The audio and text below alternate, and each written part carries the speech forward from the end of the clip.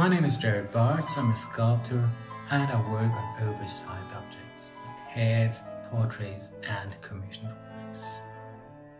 About 1 year ago I started a series of busts and relics of Beethoven on the occasion of the Beethoven anniversary year. From my point of view, the use of the chainsaw fits perfectly with the music and the nature of Beethoven because the structures of the saw are both rough, untamed, stormy, and nevertheless of highest precision. When I start a normal commissioned work, I try to get to know the person as well as possible, so I made a few short sketches of Beethoven. Understandably, it is not as bad to make mistakes with a pencil as it is with a chainsaw, because in the end, all I do with a chainsaw is the same with a pencil. It is just drawing.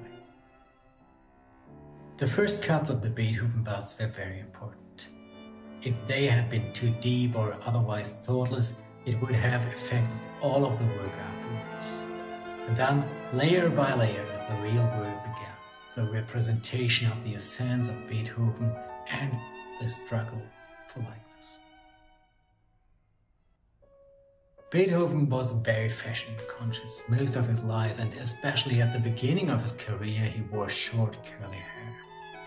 Nevertheless, Beethoven's well-known picture is his later, unkempt appearance with messy hair, the legendary lion's mane and a grim facial expression. Therefore, I worked and I'm still working on several Beethoven heads in the different phases of his life. I was inspired by many illustrations, especially the work of Antoine Bourdelle, who obsessively worked on a total of 80 Beethoven portraits during his lifetime. But 2 more works were decisively for me. On one side, the living mask that the sculptor Franz Klein cast for Beethoven. It is by far the most lifelike documentary evidence of Beethoven's real appearance.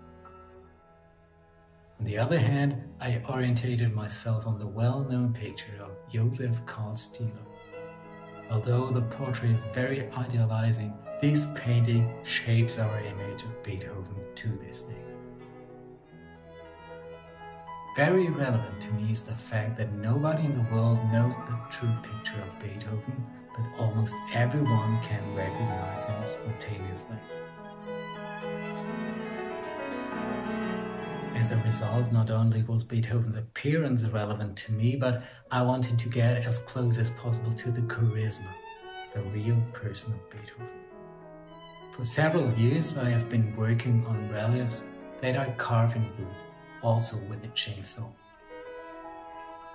With the Beethoven series, I tried the first time to depict a real person in this way. These works are aiming more at the Beethoven's emotionality than at his actual appearance. Beethoven was a spirited, passionate person. He was restless, irritating, and yet sensitive. Add to this the agony of his life, his pain, his disappointed love, and above all the tragedy of his deafness. Nonetheless, he brought us a music that knows all the ups and downs of our human existence. And even the most unmusical person cannot be touched by this.